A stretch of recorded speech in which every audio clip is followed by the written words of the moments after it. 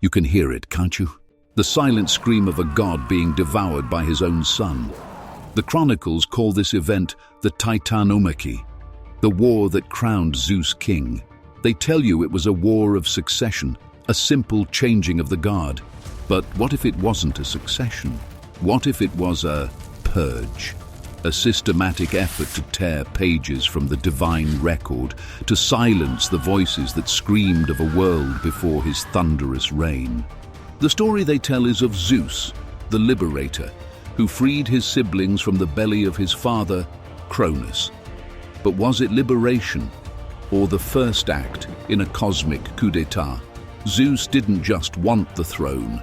He wanted to erase the very memory of the powers that came before him, to ensure that his order, the Olympian order, was seen as the only one that ever mattered.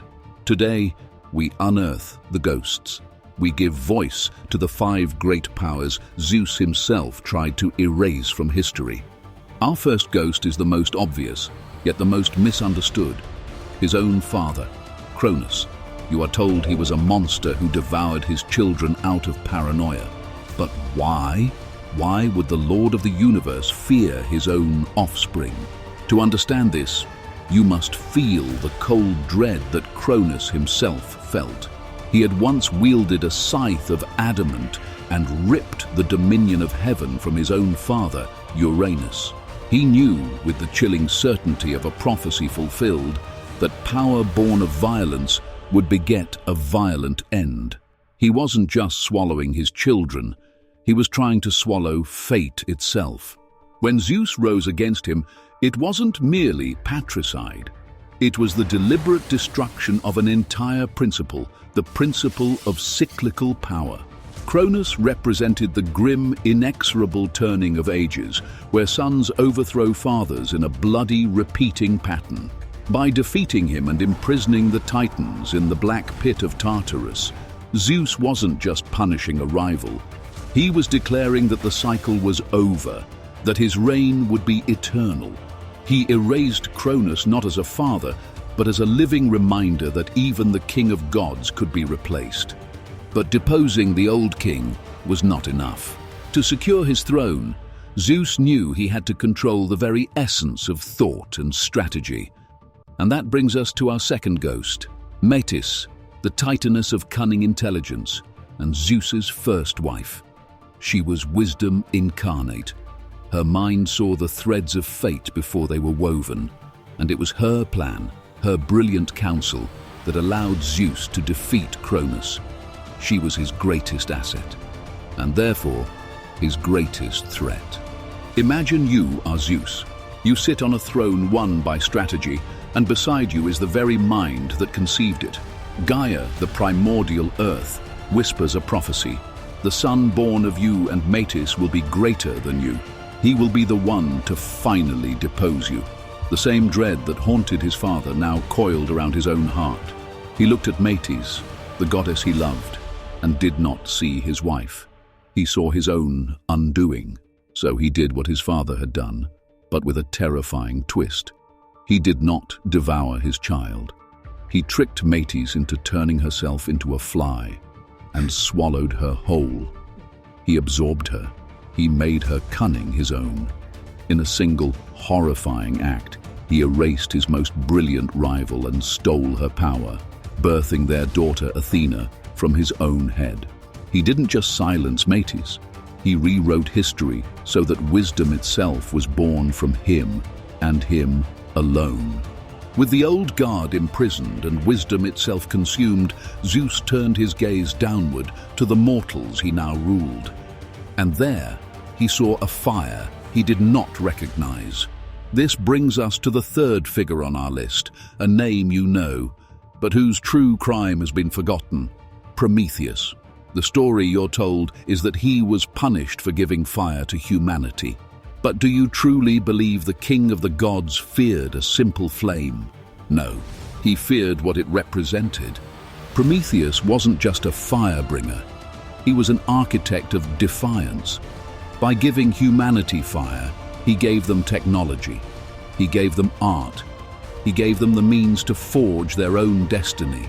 to build cities that could scrape the sky, and to craft weapons that could challenge the gods. The fire was a spark of divinity. It was the seed of rebellion. Zeus saw in the flickering light of humanity's first forges the same ambition that had led him to overthrow Cronus.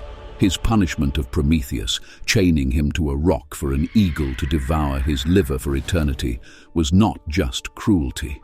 It was a message burned into the flesh of a god for all of creation to see. Aspire, and you will suffer.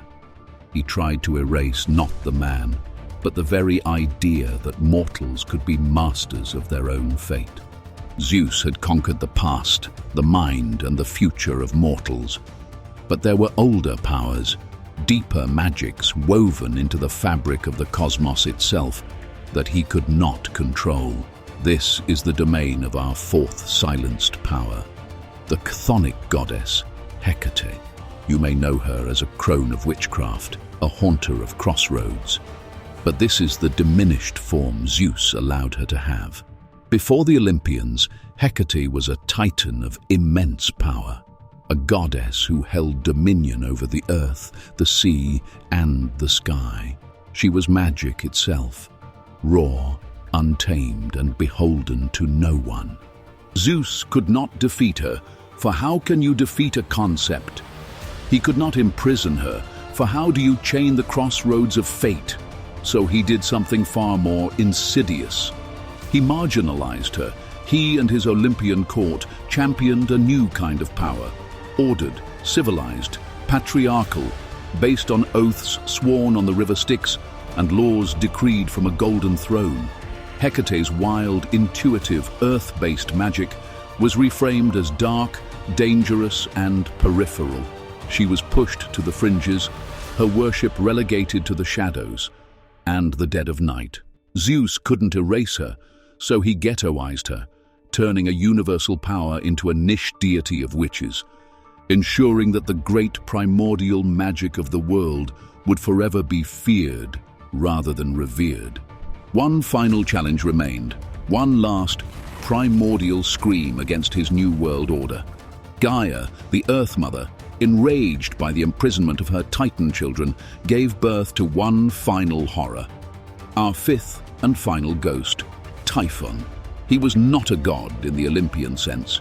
He was a force of nature, a cosmic refutation of everything Zeus stood for. 100 dragon heads, speaking with 1,000 terrible voices, eyes of fire, and a body so vast his head scraped the stars. Typhon was not a contender for the throne. He was the apocalypse. He was the rage of the old world, made flesh. The other gods fled in terror. Only Zeus stood his ground. Their battle was not a war. It was a cataclysm that scarred the world. Zeus hurled 100 thunderbolts, searing the earth, boiling the seas. He finally struck the monster down, and in his ultimate act of erasure, he did not send him to Tartarus. He buried him. He threw the entire weight of Mount Etna upon him, pressing him down into the earth from which he came. Even today, the Sicilians say the volcano's eruptions are the furious, muffled rage of Typhon, still trying to claw his way out. Zeus didn't just defeat his greatest enemy. He physically erased him from the landscape, turning the avatar of primordial chaos into a geological feature, a mere tourist attraction whose true identity has been forgotten. So, what have we uncovered? This was never about a series of disconnected rivalries. It was a campaign. By defeating Cronus, Zeus erased the cycle of fate. By consuming Metis, he erased independent thought. By punishing Prometheus, he erased mortal ambition. By marginalizing Hecate, he erased the old magic. And by burying Typhon, he erased primordial chaos itself. Zeus did not simply win a war. He rewrote the rules of reality. He created a new cosmos, one founded on Olympian law, order, and his own unquestionable authority. The story of the gods he tried to erase is the ultimate warning. It is the story of every revolution, every new empire, It reminds us that history is a tale told by the victor, a narrative built upon silent foundations and forgotten graves. And it compels us to ask, what other truths, what other gods, still lie buried beneath the mountains of our own history, waiting for their story to be told?